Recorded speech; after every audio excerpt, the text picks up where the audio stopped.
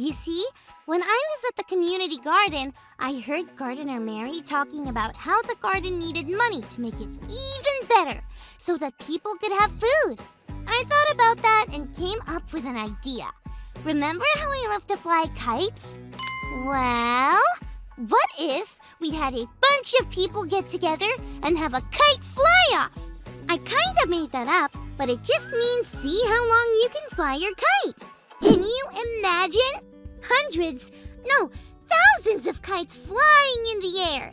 People could sponsor, that means give money, to certain people and their kites. And the money could go to the community garden. I'm drawing up plans. Oh, I need your help. What should I call it? Callie's Kite-a-rama? Yeah, maybe not. Oh, how about Callie's Crazy Blazy Kite-a-mazy Party? Nah. Oh, yeah, you're right.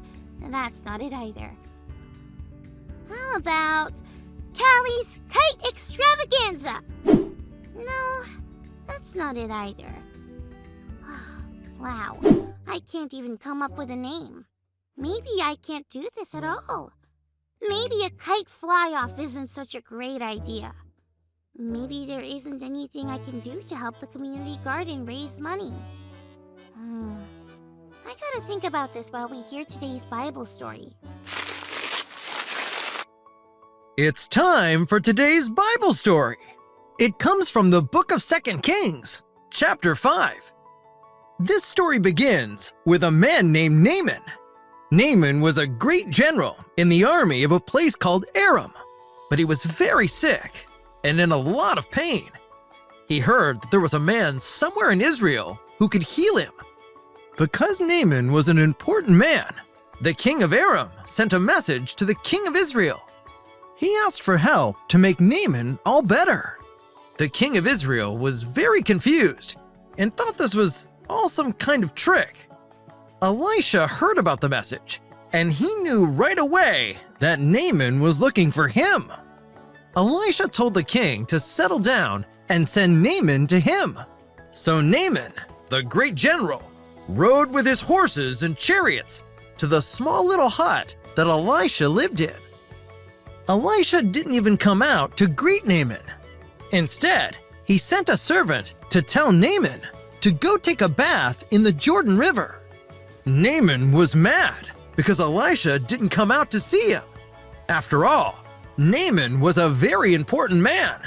He probably thought Elisha would come out and pray with him. But that's not all. Naaman got even angrier because he thought the Jordan River was dirty and gross. There were far better rivers where he lived. How could this man and that river be used to heal him? Naaman stomped off angry, but the men with him asked him a really good question. They asked him, if Elisha had told you to do something really difficult, would you have done it? Naaman said, of course. So they told him, why not try this really easy thing?